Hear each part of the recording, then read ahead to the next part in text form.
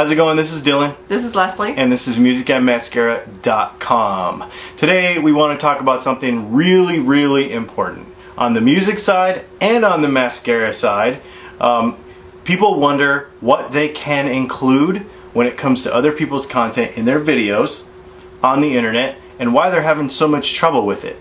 Many people will put a video, they'll put music as a background music or something in a Facebook video or in some of the other video producing apps that there are on the internet, and then the next thing you know, Facebook or YouTube or one of the other social media sites has flagged it and either muted the video or deleted the video.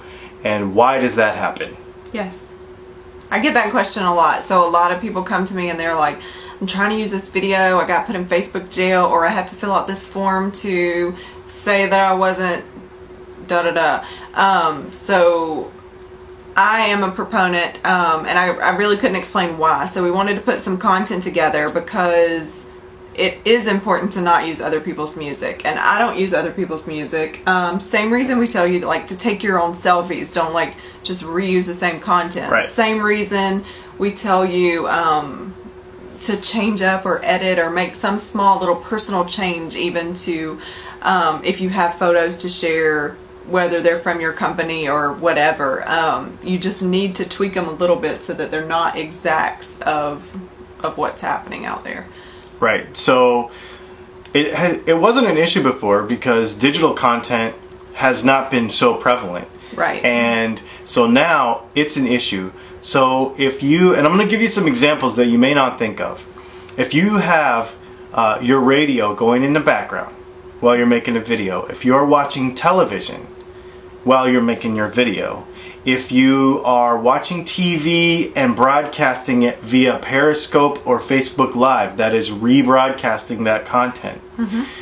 When you do that, you're basically breaking the chain. See, the way this works, and this, I'm really passionate about this from the music side.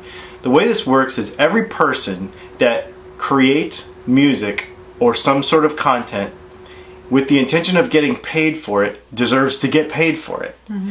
And if you rebroadcast it by having it in the background of a video, they can no longer get paid for the content that you are sharing. So the long and the short of it is that you're stealing that content. Now there's a difference between that and sharing a video. So you go to YouTube and you have an approved video by your favorite band and you hit the share button and you share it on your Facebook page. It's their video, and all of the advertising and all of the monetization of that video is still going to the original creator.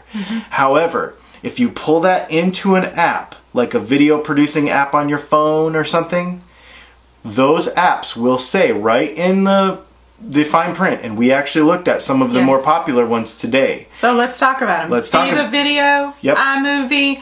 Yes, they do allow you to do this functionality. They ask you, do you want to add some music? And it looks like it pulls it from, and it does actually, not it looks like, pulls it right from your library. But you have, and he'll probably touch on this some more, you have the right to listen to that music, not to produce content with it. And you know, before, when you made these videos, and even what VivaVideo, for instance, we read all of their disclosures, it's meant for personal use. Correct. So that means, you know, if you make a collage or a little video of all your kids' pictures and put some music to it, and it's for your personal use, and you might show it to the grandparents when they come to the house, but you're not distributing that out. And so now the market has changed, right? Everybody's using these apps for marketing purposes. So you're taking from somebody else's business to promote your business and make money, and that is illegal. Without allowing them to make money on that content, because that chain of how they make money on that content is now broken. So you might be asking, well, I want to put music in my videos. I want to have some kind of background. It's just boring if there's nothing.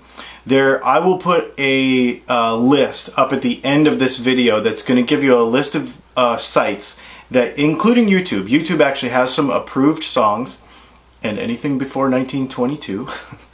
And some other sites where you can get royalty-free music that that does not apply to, that you'll be able to use. Now here's the interesting thing. Royalty free does not actually mean free. It means you may have to pay for it. You might have to pay $5 for it or $2 for it. The creator of that content will still get paid, but now you own that and you can use it.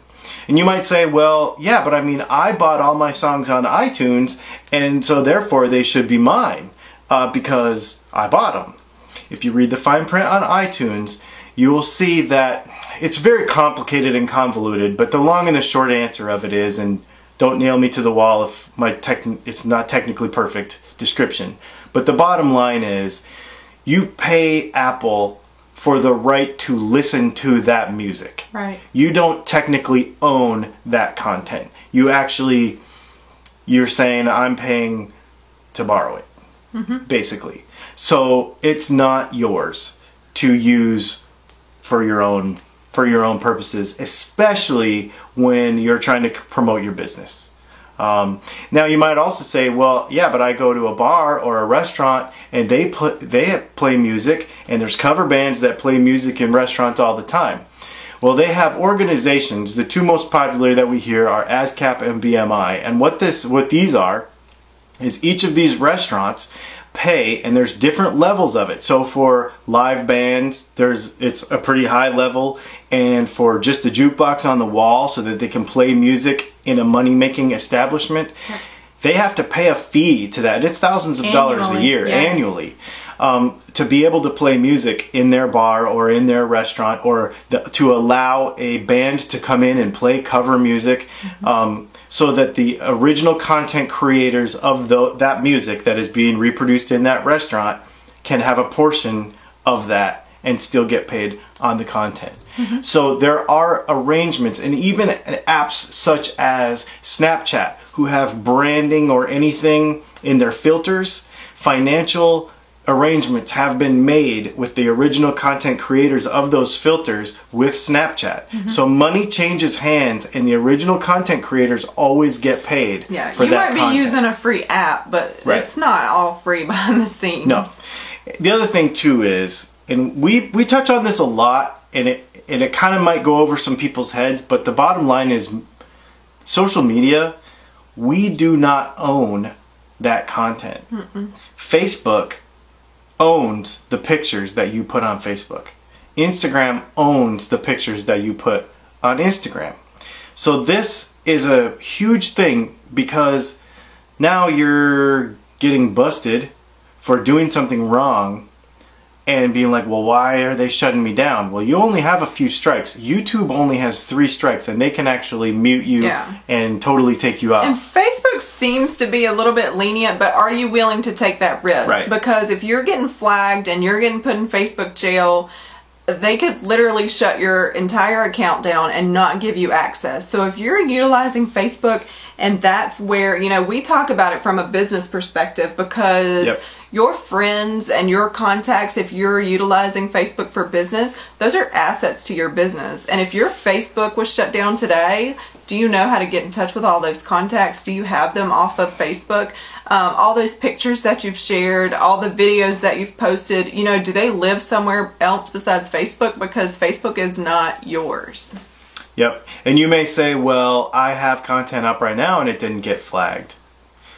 But YouTube works as like a ding system, like they start monitoring you. I actually have a report card thing that I can log into, because, you know, I make music for a living, and I make videos for a living. I mean, really.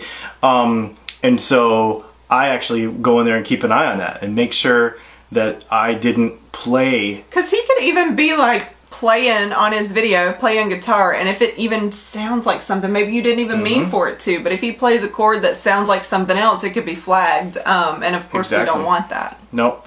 And so, and you know, there's all these myths about fair use, like, well, if it's only so many seconds, or if I put a thing at the end that says this is so-and-so's content, then I'm good. There are no actual standards in writing that will save you in that situation, bar none. That most of the time always goes to court, and usually comes up with a judge ruling on, well, we've heard all the examples lately in the news of various artists that sounded like they stole other people's music, or and some of them were ruled against and some of them were ruled for, and you're like, what was the reasoning? And honestly, there isn't any at this point. So don't take the chance. The bottom line is, don't take the chance.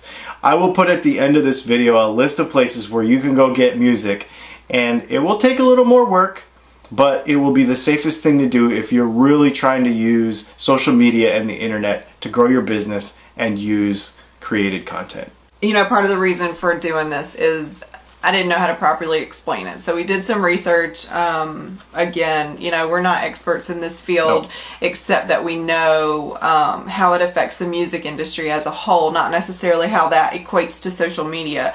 But I've had a lot of people come to me and they're like, this is happening and I don't understand why, and it's such a pain and it's not fair.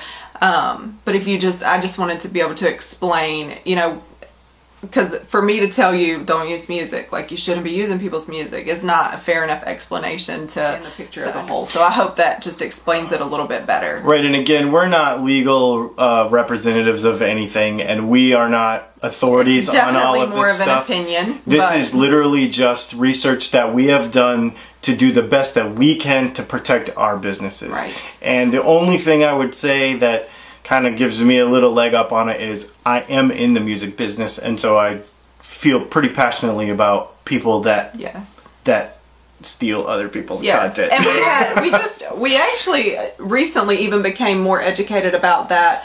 When we talked about the ASCAP and BMI, there were some local businesses here that were being directly affected, and and it wasn't even totally understood by the people who were paying these fees.